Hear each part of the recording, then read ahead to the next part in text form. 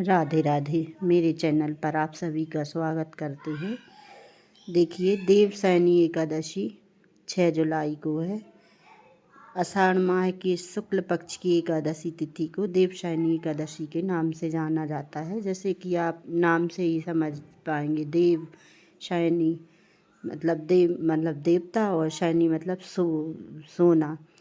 तो विष्णु भगवान 4 माह के लिए देवशयनी एकादशी के वास्ते सो जाते हैं, इसलिए इसको देवशयनी एकादशी बोलती हैं।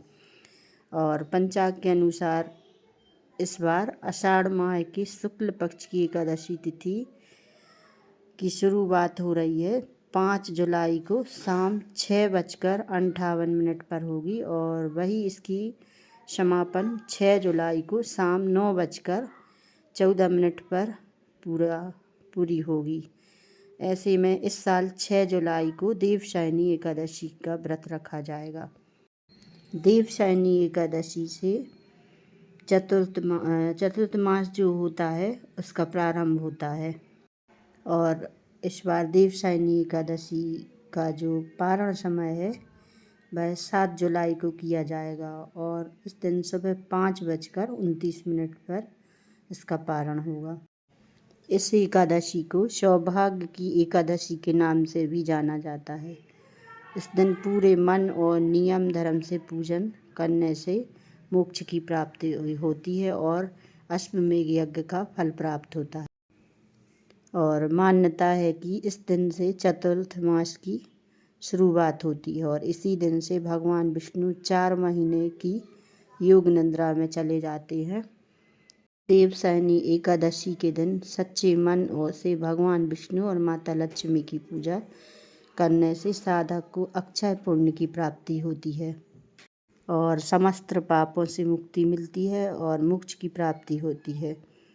और भगवान विष्णु 4 माह के लिए निद्रा में चले जाते हैं, और इसी से शादी विवाह मकान का उद्घाटन जी कुछ नहीं होता है, और पूजाएं होती हैं।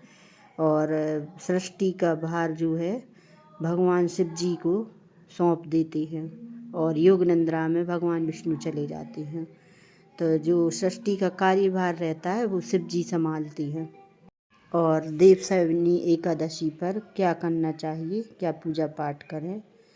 इस पावन तिथि पर सुबह जल्दी उठकर स्नान करें और पीले कपड़े पहनें। स्नान करें, वो कहीं जलाशय नहीं जा पाते हैं तो घर पर ही गंगा जल डालकर स्नान कर लेना चाहिए। और भगवान विष्णु की प्रतिमा या मूर्ति जो भी हो, फोटो हो, स्थापित करके पूजन करें। और भगवान विष्णु को पीले वस्त्र, पीले फूल, फल, मिठाई, धूप, दीप, तुलसी दल जरूर चढ़ाना चाहिए। और ओम नमो भगवते वासुदेवाय मंत्र का 108 बार जाप करें। और देवशयनी एकादशी की कथा सुनना चाहिए।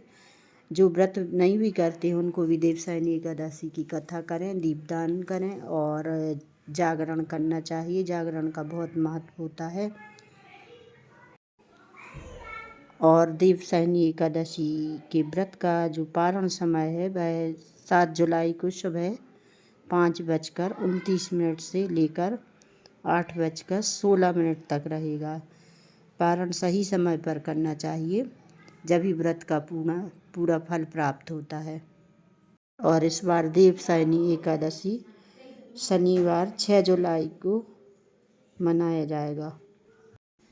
और देवशयनी एकादशी के कुछ विशेष नियम होते हैं, क्योंकि व्रत करें तो नियम से करें, जब भी व्रत फलदायी होता है। तो देवशयनी एकादशी के दिन पान वृक्ष से तोड़कर लाई गई दतौन, दूसरों की निंदा, चुगली, चोरी, क्रोध, झूठ बोलना, किसी को दुख परेशान करना देना आदि का त्याग कर देना चाहिए। मौन रहकर व्रत करने का श्रेष्ठ माना गया है। मौन रहकर व्रत, क्योंकि मौन रहने से कोई भी गलत शब्द मुँह से नहीं निकलते हैं।